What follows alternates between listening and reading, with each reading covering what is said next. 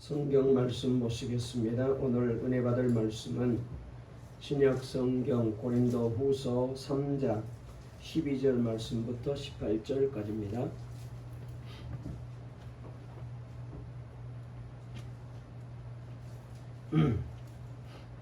신약 성경 고린도후서 3장 12절 말씀부터 마지막 절까지입니다. 신약 성경 제가 가지고 있는 성경책으로 289페이지에 있습니다. 고린도후서 3장 12절부터입니다. 우리 다 같이 함께 말씀을 읽을까요? 우리 영상으로 예배드리는 분도 같이 읽겠습니다. 고린도후서 3장 12절부터 마지막 절까지 시작. 우리가 이 같은 소망이 있으므로 담대히 말하노니 우리는 모세가 이스라엘 자손들에게 장차 없어질 것에 결국을 주목하지 못하게 하려고 수건을 그 얼굴에 쓴 것 같이 아니하노라. 그러나 그들의 마음이 완고하여 오늘까지도 구약을 읽을 때에 그 수건이 벗겨지지 아니하고 있으니 그 수건은 그리스도 안에서 없어질 것이라. 오늘까지 모세의 글을 읽을 때에 수건이 그 마음을 덮었도다. 그러나 언제든지 주께로 돌아가면 그 수건이 벗겨지리라. 주는 영이시니 주의 영이 계신 곳에는 자유가 있느니라. 우리가 다 수건을 벗은 얼굴로 거울을 보는 것 같이 주의 영광을 보매 그와 같은 형상으로 변화하여 영광에서 영광에 이르니 곧 주의 영으로 말미암음이니라. 아멘. 할렐루야. 하나님께서 오늘 이 시간에도 우리 모두에게 은혜 주실 줄 믿습니다. 우리 앞뒤 좌우에 있는 분과 한번 인사 나누실까요? 하나님이 우리와 함께 하십니다. 오늘도 말씀으로 은혜 받으세요. 주님 만나세요. 성령님이 역사하십니다. 오늘 설교 제목 한번 따라해 보실까요? 예수님만 바라봅시다. 다시 한번 예수님만 바라봅시다. 여러분, 우리는 지난 주일 우리 예수 믿는 신자들은 그리스도의 편지라는 말씀을 설교로 들었습니다. 그 편지는 세 가지인데, 첫째는 성경은 기록된 하나님께서 우리에게 보낸 사랑의 편지라는 말씀을 들었습니다. 성경 말씀이 하나님의 편지죠. 저와 여러분들에게 하나님께서 얼마나 사랑하시는지 보여주는 이 사랑의 편지가 바로 성경입니다. 그러므로 우리가 하나님의 사랑을 알고 또 하나님이 나를 얼마나 사랑하시는지를 우리가 체험하려면 이 말씀을 자꾸 읽어야 돼요. 말씀을 통하여 우리가 주님의 음성을 들어야 됩니다. 주님의 사랑의 고백을 듣고 사랑의 메시지를 들어야 됩니다. 저와 여러분 모두가 날마다 이 말씀을 통하여 주님의 사랑의 고백을 많이 들으시고 행복한 하루하루를 살아갈 수 있게 되시기를 바랍니다. 두 번째는 바로 선포되는 설교 말씀이 편지라고 말씀을 드렸습니다. 성경은 읽는 하나님의 편지라면은 설교는 듣는 하나님의 편지다라는 말씀을 드렸습니다. 그렇습니다. 하나님은 설교 시간에 종의 입술을 통하여 목사의 입술을 통하여 성도들에게 하나님의 백성들에게 하나님의 사랑의 메시지를 전해 주십니다. 그러므로 여러분, 이 시간 하나님이 말씀하시는 거죠. 목사인 제가 하는 게 아니라 하나님이 저의 입을 통하여 여러분들에게 지금 말씀하고 계시는 줄로 믿으시기를 바랍니다. 그러므로 하나님이 말씀하시는데 말씀에 주목하시고 말씀에 귀를 기울이시고, 그리고 저 말씀은 내가 꼭 들어야 될 말씀이다. 하나님이 이 시간 내게 말씀하신다라고 믿으시고 말씀을 사모하시면 하나님께서 예배 시간마다 말씀을 통하여 다시 한번 저와 여러분들에게 은혜 주시고 힘 주시고 또 하나님께서 이 세상을 살아갈 수 있도록 지혜도 주시고 복도 주실 줄로 믿으시기를 바랍니다. 할렐루야. 그 다음에 세 번째로 예수 믿는 우리가 살아있는 편지라는 말씀을 드렸습니다. 그렇습니다. 저와 여러분들이 바로 그리스도의 편지입니다. 세상 사람들에게, 불신자들에게, 안 믿는 사람들에게, 교회 밖에 있는 사람들에게 여러분, 어떻게 예수님을 우리가 보여줄 수 있습니까? 우리가 바로 편지거든요. 그러니까 우리가 세상 사람들에게 우리의 모습을 통하여 예수를 보여주는 사람들이 바로 그리스도인들이에요. 그러므로 우리의 말, 우리의 행동, 우리의 생각, 우리가 살아가는 삶의 여러 가지 가치 이런 것들을 통하여 여러분 저 안 믿는 사람들에게 우리가 예수님을 보여주는 편지입니다. 그러므로 우리는 바르게 살아야 된다고 우리는 바르게 행동해야 된다는 말씀을 늘 드리고 있잖아요. 전에 성지순례 갔을 때 가이드 하신 분이 이런 얘기를 한 것이 기억이 납니다. 이곳 관광버스 기사는 다 아랍 사람으로서 무슬림들입니다.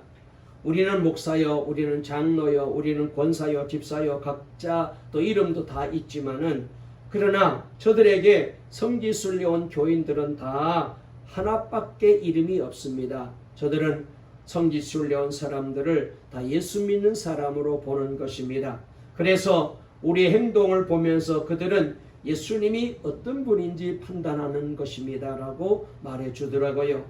그때 생각하기를 아하, 이 성지순례 오는 것은 우리가 단순하게 성지를 우리가 관광하고 성지를 탐사하고 이것으로 끝나는 게 아니고 정말로 성지순례 올 때에 말 한마디도 행동 하나도 잘해야 되겠구나. 왜? 저 무슬림들이 성지순례 온 우리들을 보고 우리를 그리스도인들로 보고 있기 때문에 우리를 통하여 예수님이 어떤 분인지 우리를 통하여 그리스도인의 삶은 어떤 사람인지를 우리가 이제 보여주기 때문에 그러므로 우리는 잘 믿고 잘 행동하고 성지순례를 받더라도 정말로 모범이 되고 저들에게 예수님을 보여주는 그런 일정이 되어야 한다는 생각을 해보게 되었습니다. 여러분 그렇습니다. 예수를 전하는 삶이 그리스도인이잖아요. 그래서 우리는 생활전도라는 말을 쓰는데 우리의 삶을 통하여 예수님을 보여줄 때에 안 믿는 불신자들에게 우리가 전도가 되는 거죠. 정말 우리가 잘 믿고 제대로 믿고 바르게 믿고 말씀대로 그래서 우리가 잘 믿어서 우리가 저들에게 모범이 되면은 예수 믿는 사람은 저런 사람이구나. 예수 믿으면 저렇게 변하는구나. 예수님을 만나게 되면 저런 인생이 되는구나. 그래서 저들도 변화되어서 주님 앞에 나오죠. 전도가 되죠. 우리가 예수를 믿으면서도 세상에 나가서 여러분 불신자들보다 더 못난 삶을 살고 정말로 엉망진창의 삶을 살게 되면은 그 사람들 겉으로는 욕하지 아니할지라도 속으로는 아이고 예수 믿는 것들이 더하네, 더 못났네, 더 못됐네 이렇게 평가하게 되면은 전도가 되겠어요. 그런 사람들이 여러분 예수 믿자고 말하면은 여러분 예수 믿겠어요? 절대로 안 믿죠. 우리는 그리스도의 편지예요. 그래서 어떤 분이 그런 말을 하더라고요. 복음을 전하기가 가장 어려운 곳이 어디냐? 무슬림이 아니에요. 여러분 불신자들이 아닙니다. 복음을 전하기가 가장 어려운 곳이 어디냐? 직장과 가정과 그리고 학교라고 그렇게 말해요. 왜냐하면은 이 직장에서 그리고 가정에서 학교에서 나를 주변에 있는 사람들이 너무나도 가까이서 늘 보고 있거든요. 우리를 늘 주목하고 있으니까 그래서 여러분 우리가 거기서 그리스도의 편지로 제대로 우리가 행동을 보이고 삶을 보이고 그렇게 말을 하고 그래야 그분들에게 감동을 주어서 예수를 믿게 하죠. 그런데 우리가 가정에서도 직장에서도 학교에서도 예수 믿는 사람답지 못하게 행동하면은 그 가족들이 여러분 그 직장에 있는 동료들이 학교의 친구들이 예수를 믿겠어요? 속으로 이렇게 말할 겁니다. 너나 잘 믿으세요. 그럴 거예요. 우리는 편지예요. 그런데 또 한 가지 우리가 생각해 볼 것은 이것을 반대로 역으로 생각하게 되면은 가장 강력한 전도가 이루어지는 것도 가정이고 직장이고 학교입니다. 내가 거기서 정말로 예수 믿는 사람으로서 그리스도의 편지로서 내가 바르게 믿고 바르게 행동하고 바르게 말하고 그래서 가족들에게 감동을 주고 모범을 보이고 자녀들에게 모범을 보이고 여러분 그러면은 그 자녀들이 우리 아버지 어머니를 통하여 예수 믿는 사람은 저런 사람이구나. 예수 믿으면 저렇게 변하는구나. 예수 믿으면 저런 인생을 사는구나. 감동을 주게 되죠. 그러면은 그 자녀들 저절로 부모님 따라 교회에 나오게 되어 있어요. 그런데 우리가 교회에서는 그럴듯하게 여러분 예수를 믿는 것처럼 그렇게 하지만은 직분도 있지만은 가정에서는 자녀들에게 가족들에게 본이 못 되잖아요. 덕이 못 되잖아요. 그래서 오히려 자녀들을 실망시키고 자녀들을 속상해하는 일들이 많이 있어요. 목사인 저도 우리 자녀들에게 때로는 못난 아빠가 이제 되는 것 같아서 마음이 아프고 너무나도 그런 이제 생각이 나면은 참 하나님 앞에 부끄럽기 짝이 없고 아이들 얼굴 보기가 너무나도 민망해요. 그래서 전에 제가 우리 재직들에게 그런 말을 드렸습니다. 절대로 교회 일, 가정에 가서 자녀들 앞에서 얘기하지 마세요. 왜냐하면은 뭐 좋은 얘기 같으면야 괜찮겠지만은 그러나 서로 안 좋은 얘기, 교회 안에서 나쁜 얘기를 자녀들이 하게 되면은 자꾸 듣다 보면은 저 교회는 저런 교회로구나. 맨날 모여서 서로 싸우고 그리고 서로 이제 욕하고 그러는구나. 여러분 그러면은 안 되잖아요. 정말로 하나님의 역사서야 됩니다. 제 친구 목사님 가운데 한 분이 계십니다. 이분이 말이죠. 강대상에서 목사님이 설교하면은 아들은 저 뒤에 앉아가지고 늘 다리를 꼬고 앉아가지고 안 그러면은 이제 다리를 말이죠. 거기 보면대 위에다 올려놓고는 이렇게 말했대요. 너나 잘하세요. 너나 잘했어요. 그러니까 이 모습을 보고 교인들이 은혜가 되겠어요. 목사님이 얼마나 힘들었는지 말도 못했대요. 그런데 이 아들이 지금은 목사님이 되셨어요. 호주에 이제 워킹 비자로 가서 일하다가 거기서 양털 깎는 일을 했대요. 그러다가 그 양을 통하여서 주님의 음성을 듣게 되고 아버지의 마음을 이해하게 되고 그래서 거기서 회개하고 돌아와서 신학을 해서 지금은 아버지의 뒤를 이어서 목사님이 되시고 그 교회를 목회하고 있어요. 이런 강력한 역사가 일어나야 되는데 참 쉽지 않잖아요. 우리는 그리스도의 편지입니다. 제대로 믿고 잘 믿고 바르게 믿어야 됩니다. 제가 한 선교사님의 간증을 들어봤는데요. 이분은 저기 필리핀에서 선교하시는 그런 이제 선교사님입니다. 그런데 이분이 맨 처음에 말이죠.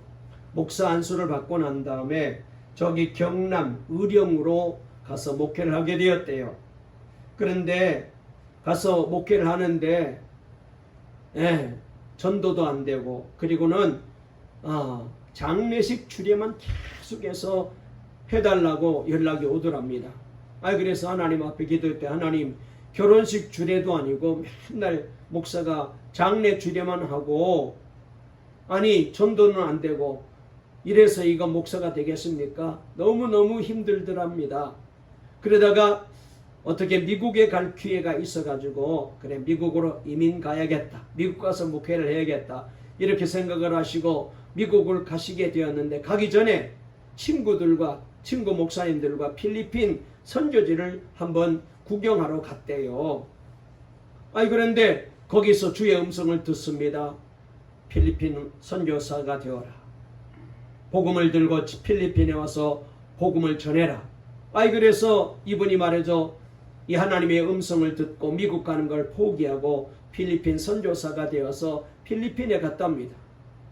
그런데 필리핀에 가서 이제 선교를 하는데 이제 선교사가 왔다니까 필리핀 원주민들이 이 선교사를 통하여 뭔가 좀 얻어먹을 게 있나 싶어가지고 와서 뭐 옷을 달라 돈을 달라 이렇게 도와달라 자꾸 얘기하더래요.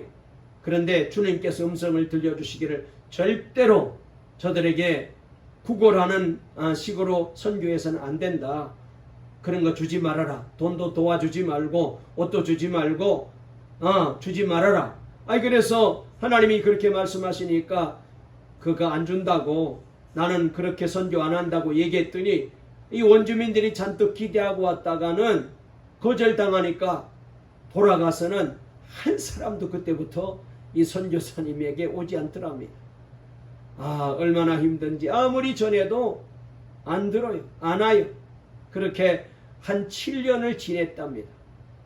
그런데 그 마을에 장례식이 하나 생겼어요. 그런데 그 가정은 너무너무 가난하고 어려워가지고 그래서 장례를 못하고 있다는 얘기를 듣고, 이분이 한국에서 장례 많이 해봤잖아요.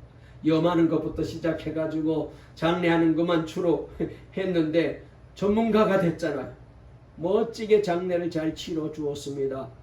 그랬더니 그제서야 그 장례 치른 가족들이 그 다음 주부터 교회에 나오기 시작하고, 소문나니까 그때부터 마을 주민들이 교회로 나와가지고 한 300명 모이는 교회가 되어서 지금 선교지에서 목회를 잘하고 있다고 그런 얘기를 하는 것을 제가 글로 봤어요.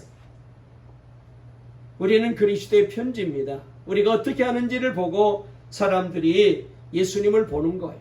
예수님을 믿는 거예요. 우리 다시 한번 이런 마음의 다짐을 잘했으면 좋겠습니다. 내가 목사인데, 내가 장로인데, 권사인데, 집사인데, 여러분, 세상 사람들은 우리를 장로로, 목사로 안 봐요. 뭘로 보느냐? 예수 믿는 사람으로 보는 거예요. 그래서 예수님을 보여주는 사람인지 아닌지를 보는 거예요. 우리가 그래서 잘 믿어야 돼요. 우리 한번 옆에 분과 인사하실까요? 우리는 그리스도의 편지입니다. 잘 믿어야 됩니다. 할렐루야. 잘 믿어야 돼요. 제가 지난 주일날 말씀을 드렸잖아요. 종교개혁자 루터가 한 말 여러분 기억하십니까? 그리스도인은 성경책을 보고 예수를 믿지만 안 믿는 불신자들은, 세상 사람들은 그리스도인을 보고 예수를 믿는다고. 저와 여러분들을 통하여 예수를 믿는 거예요. 그러므로 얼마나 우리가 참 신앙생활을 잘해야 되는지, 그렇다고 너무 무겁게 생각하시면 안 됩니다. 그러다 보면은 정말로 힘들어서 못 믿어요.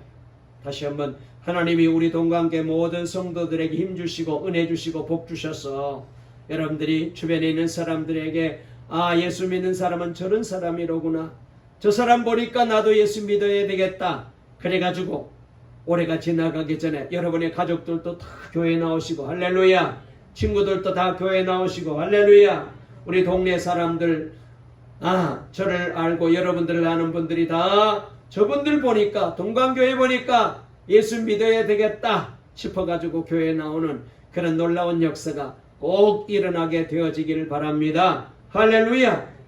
그래서 직장에서도 사업장에서도 다 그렇게 되십시오. 운동하러 오시는 분들도 우리 성도님 보고 예수 믿으면 얼마나 신나겠어요. 얼마나 감사하겠어요. 여러분, 성경에 보면 하나님께서는 말이죠, 이 하나님의 말씀을 7가지 판에 새겨 놓았다고 성경에 기록했어요. 맨 먼저 하늘과 온 우주에 하나님의 말씀을 기록했습니다. 그렇습니다. 여러분, 우리가 하늘을 쳐다보고 땅을 보고 변하는 이 자연세계를 보면서 하나님이 창조하셨구나, 하나님이 지으셨구나. 창세기 1장 말씀에 보면 잘 나와 있잖아요. 그렇습니다. 시편 19편 1절에 보게 되면은 여러분, 이 우주 만물이 바로 하나님의 말씀이 기록된 공간이에요. 그래서 꽃 한 송이를 봐도, 풀 한 포기를 봐도, 흘러가는 구름을 봐도 우리는 하나님의 솜씨를 발견하게 되고 거기서 하나님의 사랑을 알게 되죠. 두 번째로는 사람의 양심에다가 하나님께서 말씀을 기록해 놓았습니다. 그래서 로마서 2장 15절에 보면은 우리 하나님께서 우리 양심에 이런 하나님의 말씀을 새겨 놓았다고 말했습니다. 그렇잖아요. 우리가 나쁜 짓을 하게 되면은 양심의 가책을 받아요. 찔림을 받아요. 내가 잘못했구나. 여러분, 이게 뭐예요? 하나님의 말씀이 양심에 있는 거예요. 여러분, 그래서 우리가 아주 못된 사람을 가르쳐서 양심에 화인 맞은 사람이라고 말하잖아요. 그 사람은 양심의 가책을 못 느껴요. 자기가 잘못한 것에 대해서 전혀 반성이 없어요. 참 그런 사람은 힘든 사람이죠. 어려운 사람이죠. 세상에 그런 사람들이 들어 있습니다. 그런데 보통 사람들은 잘못하게 되면은 양심의 가책이 옵니다. 내가 잘못했구나. 이게 바로 양심이 하나님의 말씀이에요. 그 다음에 세 번째는 십계명 돌판에다가 하나님께서 말씀을 기록해 놨어요. 하나님이 모세를 통하여 십계명을 주셨잖아요. 이게 바로 하나님의 말씀이죠. 네 번째로는 여러분 성경책에 기록해 놨어요. 이 성경 66권, 이 말씀이 바로 하나님의 사랑의 말씀이죠. 사랑의 편지죠. 그래서 말씀을 드린 대로 우리는 이 성경을 통하여 하나님을 만나게 되고 주님의 말씀을 들을 수가 있습니다. 그리고 또 하나 중요한 게 바로 예수 그리스도께서 하나님의 말씀입니다. 요한복음 1장 14절 말씀에 말씀이 육신이 되어 우리 가운데 거하심에 아버지의 영광이요 라고 말씀하셨습니다. 그렇습니다. 예수님은 말씀으로 우리에게 오셨어요. 그래서 예수님이 바로 하나님의 말씀입니다. 예수님은 말씀으로 이 세상에 오셔서 저와 여러분들을 위하여 십자가에 달려 죽으시고 구원을 완성하시고 그래서 놀라운 하나님의 사랑을 우리 모두에게 보여주게 되셨습니다. 그 다음에 여섯 번째로 성도의 마음에다가 하나님의 말씀을 기록해 놨습니다. 히브리서 8장 10절 말씀에 보면은 잘 나와 있어요. 예수 믿는 저와 여러분의 마음속에다가 하나님이 말씀을 기록해 놨어요. 그래서 우리는 입만 열면 뭐가 나와야 돼요? 말씀이 나와야 돼요. 찌르면 말씀이 튀어나와야 돼요. 욕이 나오고 성질이 나오고 여러분 막 세상 욕심이 나오고 그러면 안 됩니다. 하나님의 말씀이 나와야 돼요. 저와 여러분 속에 하나님의 말씀으로 가득 채워지기를 바랍니다. 아멘. 그래서 누가 뭐라 그럴지라도 말씀이 나와야 돼요. 불평이 나오고 원망이 나오고 짜증이 나오고 여러분 비판이 나오고 그러면 안 돼요. 말씀이 나와야 돼요. 우리의 마음속에 하나님이 말씀을 담아 두셨습니다. 여러분 저와 여러분의 마음속에 하나님의 말씀으로 가득 채워지기를 바랍니다. 그리고 오늘 우리가 읽은 고린도후서 3장 3절에 그리스도의 삶이 바로 하나님의 편지라고 주님의 편지라고 말씀하고 있습니다. 여러분 그러므로 성경을 모르는 사람이 예수 믿는 우리들과 함께 산다면 우리 그리스도인들을 통해서 저와 여러분들을 통해서 하나님의 말씀을 읽는다라고 생각하셔야 돼요. 왜? 우리가 말씀이기 때문에 우리가 주님의 편지이기 때문에 그래서 우리의 삶을 통하여 저분들은 하나님의 말씀을 읽어요. 세상 사람들은 그리스도인의 삶을 보면서 나는 너희에게 이르노니 너희 원수를 사랑하며 너희를 박해하는 자를 위하여 기도하라는 마태복음 5장 44절 말씀을 읽는 거예요. 그리스도인의 삶을 보면서 항상 기뻐하라, 쉬지 말고 기도하라, 범사에 감사하라. 이것이 그리스도 예수 안에서 너희를 향한 하나님의 뜻이니라라는 데살로니가전서 5장 16절부터 18절 말씀을 읽는 거예요. 그래서 예수님께서도 마태복음 5장 16절에 이같이 너희 빛을 사람 앞에 비추어 저희로 너희 착한 행실을 보고 하늘에 계신 너희 아버지께 영광을 돌리게 하라라고 말씀하셨습니다. 우리에게는 성경책이 있습니다. 그러나 또한 우리 자신이 성경책임을 알아야 돼요. 그래서 어떤 목사님은 말하기를 우리에게는 제5복음서가 있습니다. 그랬어요. 여러분 사복음서는 알죠? 뭐예요? 마태복음, 마가복음, 누가복음, 요한복음을 사복음서라고 말합니다. 여러분 그런데 5복음서가 있다니 뭘까요? 5복음서가 뭐예요? 성도의 삶이라고 그 목사님이 말씀하시더라. 우리의 삶이 5복음서예요.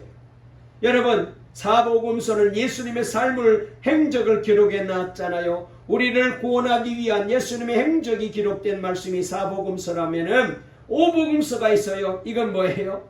성도의 삶을 예수를 믿어서 구원받고 예수님을 닮아가는 그리스도인으로 하나님의 자녀의 삶을 살아가는 그런 하나님의 백성으로 천국 백성으로 우리의 삶을 보여주는 것이 바로 제5복음서. 이게 바로 여러분 참 중요합니다. 성도들은 성경의 4복음서를 읽지만 불신자들은 성도의 삶인 5복음서만 봅니다. 진정 나는 죽고 예수로 사는 사람들의 삶을 보는 거예요. 그래서 오복음서인 우리가 참 중요해요. 한번 따라해 보실까요? 나는 제 오복음서입니다. 아멘. 여러분들은 세상 사람들에게 예수님의 삶을 보여주고 예수님을 보여주는 오복음서예요. 오복음서.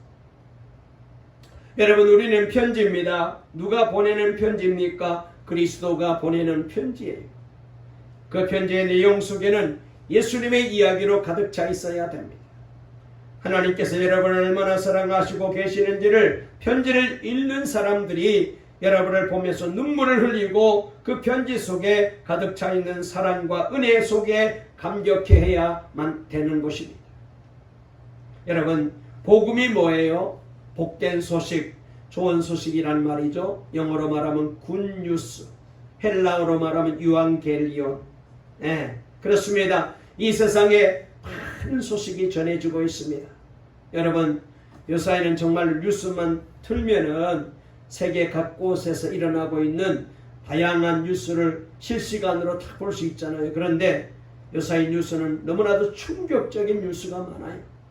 지난주에도 우리가 잘 아는 대로 아프가니스탄에서 ISK라는 집단이 공항에서 폭탄테러를 일으켜서 지금 들려오는 얘기로는 사망자만 한 200여 명이 되고 부상자가 한 1,500명도 넘는다는 거예요. 그런데 그 중에 중증 환자들이 사상자들이 많아서 사망자가 더 많이 일어날 거라고 말합니다.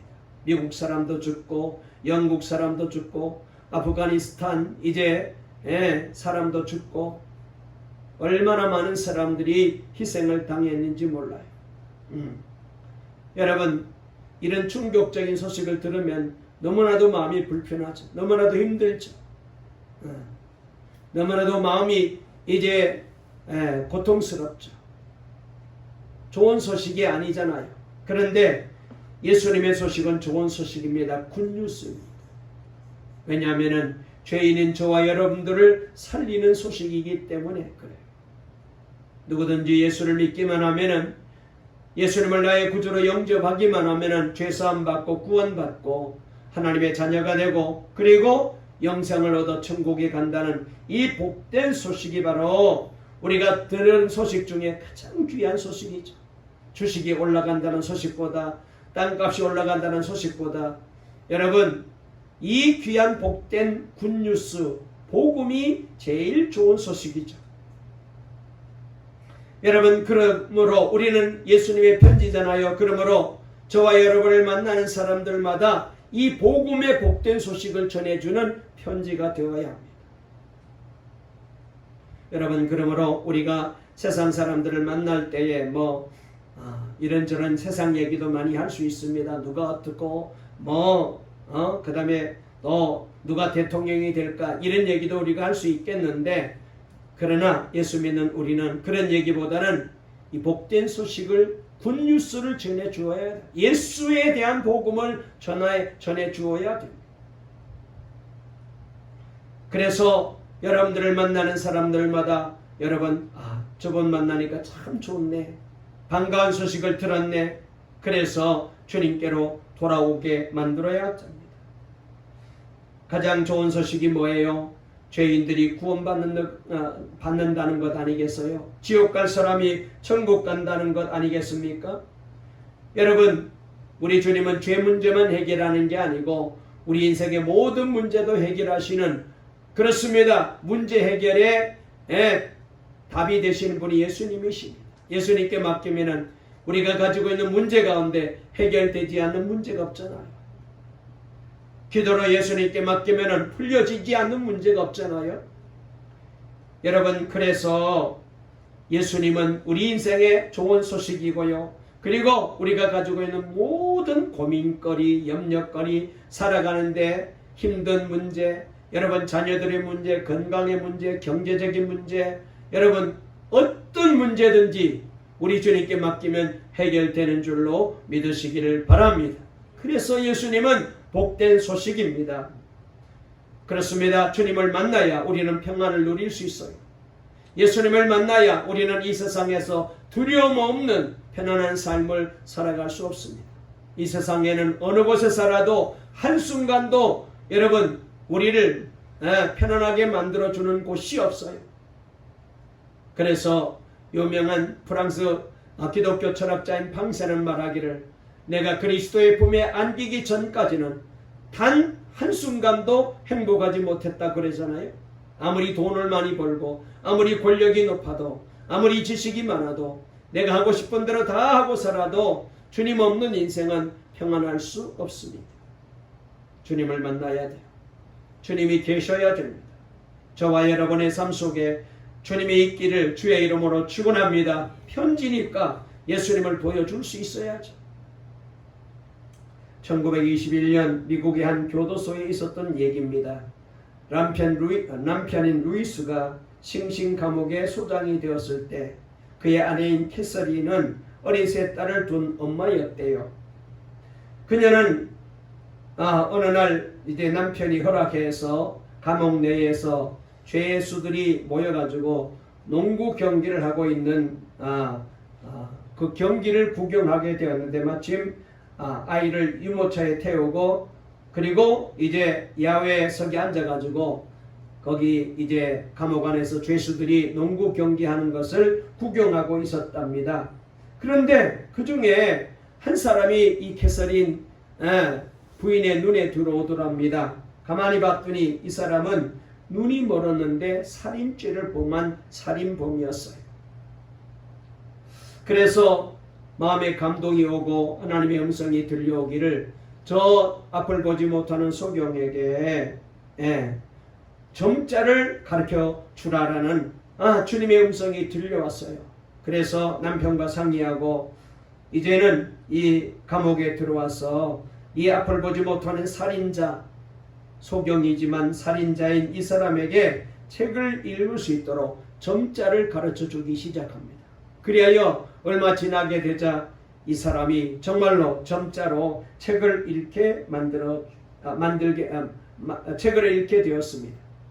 이번에는 귀가 잘 듣지 못하는 죄수가 거기 있는 것을 알게 되었습니다. 그래서 봤더니 귀가 잘 안 들린 죄수들이 여러 명 있어가지고 이제는 수화를 배워서 저들과 소통하는 일을 했습니다. 이렇게 하기를 자그마치 16년 동안이나 캐서린은 싱싱 감옥의 죄수들의 굳은 마음을 부드럽게 해주는 역할을 했어요. 죄수들은 이 캐서린이 감옥 안에 들어오기만 하면 모두가 다 좋아하고 반가워하고 마치 어린 양같이 순한 양같이 그렇게 무악한 죄수들이 변한 거예요. 그러던 어느 날 아침에 캐서린이 출근을 하지 않게 되자 죄수들이 무슨 일이 일어나는가 수군거리기 시작합니다. 그런데 조금 있다가 감옥 안에 캐서린이 이 감옥으로 오다가 자동차 사고를 당해서 사망했다는 소문이 쫙 퍼졌습니다. 그녀의 시신은 감옥에서부터 얼마 떨어지지 않는 그녀의 집에 안치되었습니다.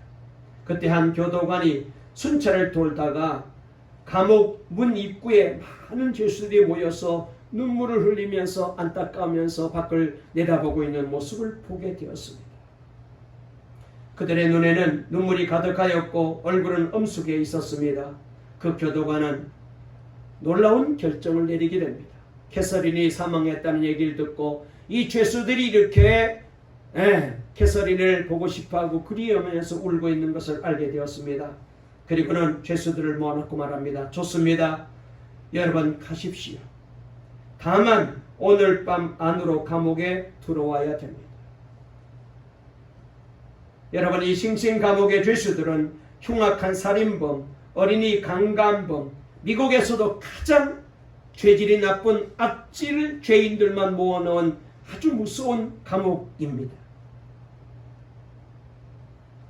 그러나 그 교도관은 감옥의 문을 열었고 죄수들은 아무런 말 없이 캐서린 집까지 걸어가서 그의 죽음을 그의 죽음을 추모하며 그리고 함께 아픔을 나누고 있었습니다. 그리고 말이죠, 약속한 대로 그날 저녁 때까지 한 사람도 빠짐없이 모두 다 감옥으로 돌아왔다는 거예요. 이 사건이 세상에 알려지고 미국에 알려지면서 많은 사람들을 감동시켰어요. 진정한 그리스도의 사랑이 저렇게 악한 사람들을 변화시켰구나. 한 사람의 진실한 그리스도의 편지된 삶의 모습이 모든 감옥 속에 꽁꽁 얼어붙어 있던 영혼들의 마음을 다 녹여놓고 저들을 변화시켜 버린 것입니다. 그 많은 흉악범들이 캐서린을 통하여 하나님의 사랑의 편지를 읽고 또 읽었던 거죠. 여러분, 바로 이런 그리스도의 편지가 저와 여러분들이라는 거예요.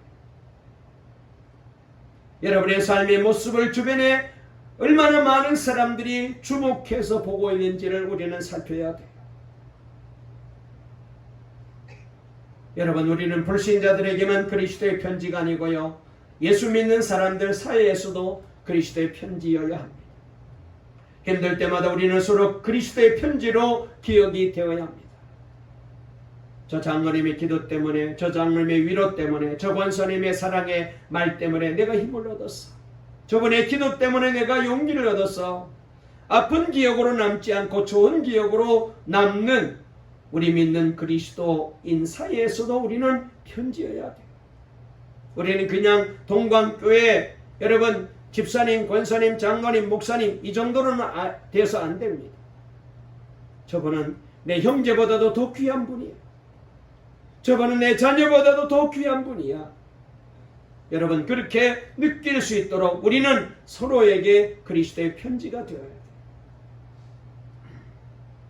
그래서 정말로 하루만 안 봐도 보고 싶어질 정도로 문자도 보내고 편지도 하고 그 다음에 전화도 하고 만나면 그렇게 반가울 수가 없고 편지여야 해요.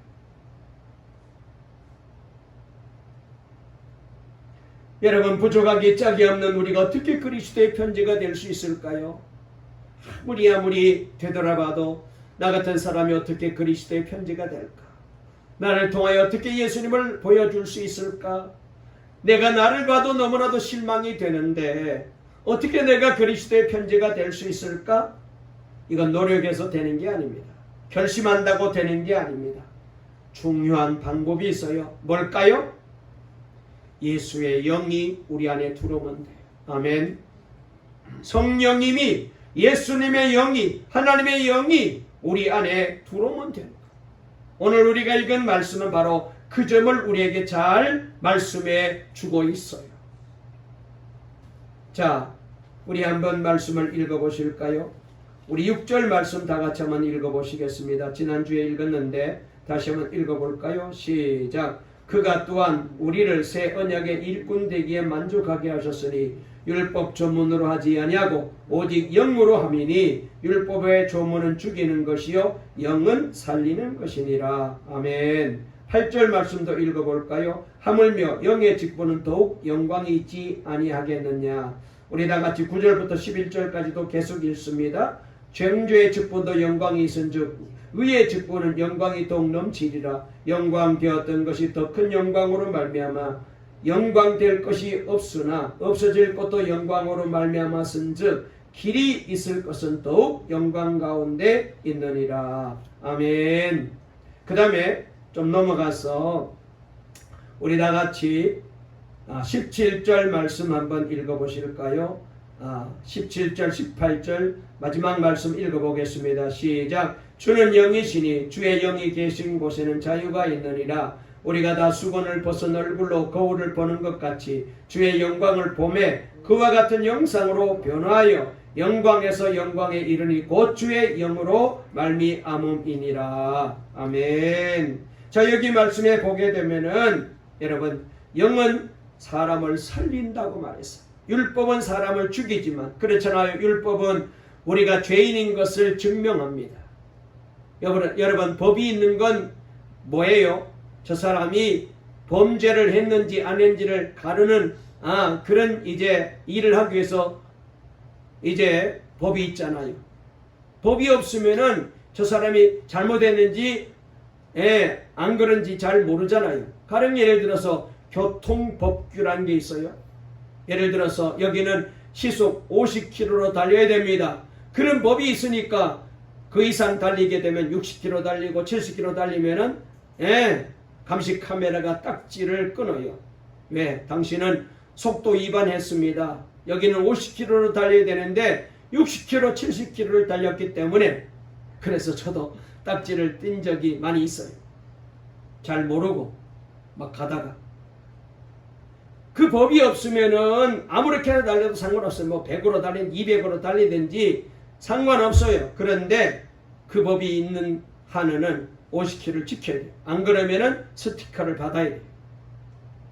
여러분, 이렇게 법은 우리가 바로 죄인인지 아닌지를 판가름하는 것이거든요. 그래서 이 법은 말이죠, 자꾸 우리를 죄인으로 묶어가지고 죽여요. 그런데 하나님의 영은 우리를 살린다고 말씀하고 있습니다. 그리고 여러분, 이 하나님의 영이 있는 곳에는 하나님의 영광이 드러나요. 우리가 잘 아는 대로 출애굽기 34장 말씀에 보게 되면은 모세가 시내산에 올라가서 하나님과 40일 동안 있으면서 십계명 돌판을 받아가지고 내려왔잖아요. 그때 모세가 40일 동안 하나님과 대면하며 있는 동안에 얼마나 그가 변화되었던지, 모세가 내려오는데 얼굴이 환히 마치 태양처럼 빛나는 모습으로 그렇게 산에서 내려옵니다. 그 광채가 얼마나 대단했던지 사람들이 너무너무 모세를 볼 수 없을 정도로 빛이 나니까, 막 눈이 아플 정도로 빛이 나니까 모세 보고 얼굴을 좀 가리시라고, 우리가 도저히 당신을 볼 수 없습니다. 그래서 모세가 얼굴을 가릴 정도가 되었어요. 수건을 덮었다고 말씀하고 있습니다. 여러분, 오늘 사도 바울은 이 말씀을 가지고 우리에게 설교하는데 뭐라고 말씀하시고 계시느냐? 유대인들은 말이죠, 지금까지도 이 율법의 수건으로 자기를 덮고 있어요. 이미 예수님이 와가지고 구원이 완성되고 메시아가 오셔서 성령님이 오셔서 다 영으로 우리를 살리고 구원하는데, 아직까지도 유대인들은 그 율법에 얽매여서, 그래서 율법의 수건으로 얼굴을 덮고 있기 때문에 예수님을 못 보고 있다는 거예요. 그래서 사도 바울은 이렇게 말씀하고 있습니다. 예수님께로 가야 우리의 이 율법의 수건을 벗고 예수를 믿게 되고 예수님을 의지하게 된다고 말씀하셨습니다. 그래서 여기 16절 말씀이 바로 그런 말씀이거든요. 제가 읽어드리겠습니다. 그러나 언제든지 주께로 돌아가면 그 수건이 벗겨지리라 그랬어요. 주님께로 가면은 수건이 벗겨져요. 예수님께서는 율법을 완성하셨잖아요. 그러므로 누구든지 예수님께로 가면은 여러분 더 이상 율법에 얽매여 살지 아니하고 주님의 은혜로 살아가는 주의 영이 있는 곳에 우리가 서서 살아가는 그런 귀한 하나님의 사람으로 살아가게 됩니다. 시간이 많이 지났네요. 제가 12시 전에 설교를 마치려고 했는데 벌써 보니까 5분이나 지났네요. 말씀을 마치려고 합니다.